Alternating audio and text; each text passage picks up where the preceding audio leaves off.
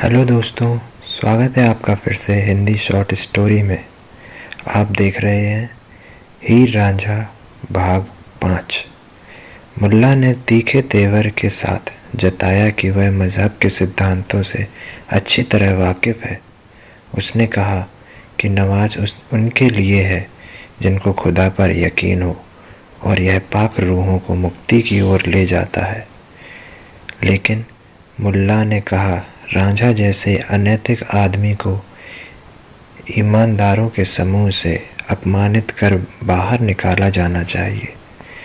मुल्ला की नैतिकता पर भाषण और चालाकी भरी ये बातें सुनते ही रांझा जोर जोर से हंसने लगा।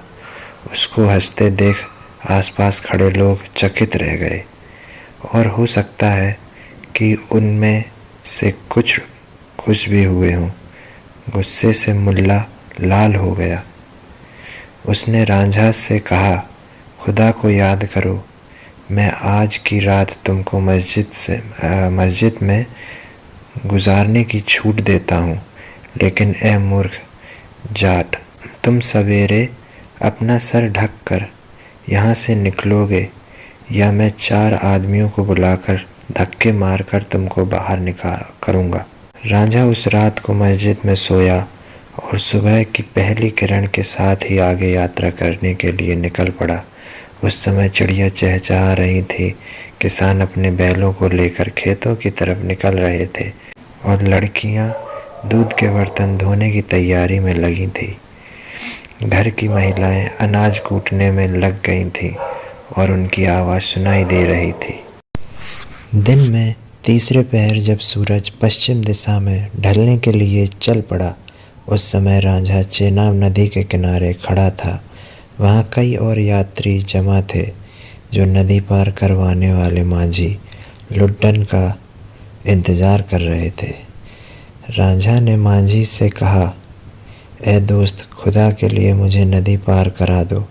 लुड्डन मांझी अपने तोंद पर हाथ फेरता हुआ हंसने लगा और उसका मजाक उड़ाते हुए बोला, खुदा का प्यार हमारे लिए कोई मायने नहीं रखता। हम तो पैसे के लिए नदी में नाव चलाते हैं।